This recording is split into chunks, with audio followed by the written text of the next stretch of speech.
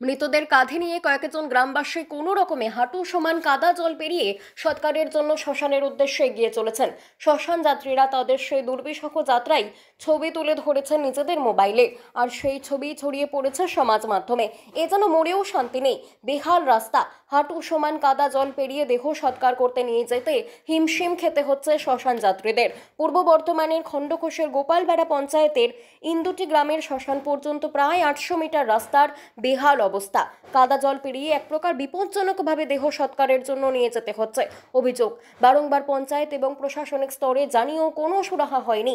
কয়েকদিন ধরে টানা বর্ষণের ফলে সেই রাস্তার অবস্থা আরও শোচনীয় হয়েছে। শনিবার গ্রামেরই একজন বাসিন্দা মারা গেলে তাকে রাস্তা খারাপের জন্য সেদিন দেহ সৎকার করা সম্ভব হয়নি। রবিবার সকাল হওয়ার পর তাকে সৎকারের জন্য শ্মশানে নিয়ে যাবার সময় একেবারে হিমশিম খেতে হয় বাসিন্দাদের। গ্রামবাসীদের দুর্দশার এই চিত্র সামনে আসতেই শাসক দলকে বিঁধেছে বিরোধী শিবিরেরা। হচ্ছে বাংলার উন্নয়ন। আজকে যে মমতা ব্যানার্জির নেতৃত্ব বলছেন যে তারা 99% উন্নয়ন করে দিয়েছেন, 99% উন্নয়নের এটা হচ্ছে একটা চিত্র। শুধু শ্মশান যাত্রা রাস্তার যে বেহাল অবস্থা তা কিন্তু নয়, এই বাংলার প্রত্যেকটা রাস্তার অবস্থাই খুবই বেহাল। বিশেষ করে পূর্ব বর্ধমান জেলার বিভিন্ন জায়গায় ছাত্ররা স্কুল যেতে পারছে না, রাস্তার এত বেহাল অবস্থা। রুগীকে নিয়ে হসপিটালে নিয়ে যেতে হবে, সেখানে অ্যাম্বুলেন্স যেতে পারছে না, তাকে খাটিয়ায় করে নিয়ে যেতে হচ্ছে।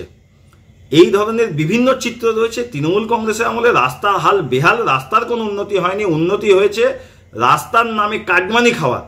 এরা কোটি কোটি টাকা কাটমানি খেয়ে তৃণমূল নেতৃত্বের উন্নতি হয়েছে, তারা কোটি টাকা মালিক হয়েছে। আর বিশেষ করে গোপালবেড়া ইঁদুটি গ্রাম 258-59 নম্বর বুথের যে রেজাল্ট, সেখানে বিজেপি সংগঠন মজবুত, বিজেপি জয়লাভ করেছে। তাই ওই এলাকার মানুষদেরকে কষ্ট দেওয়ার জন্যই ওই 700-800 মিটার রাস্তা কাদা জল করে রেখেছে তৃণমূল কংগ্রেস, যাতে তারা বুঝতে পারে যে বিরোধী দল করলে কি কষ্ট ভোগ করতে হয়। এর জন্য তীব্র ধিক্কার জানাচ্ছি তৃণমূল কংগ্রেসের নেতৃত্বকে, যারা এরকম ছোট মানসিকতা নিয়ে রাজনীতি করে।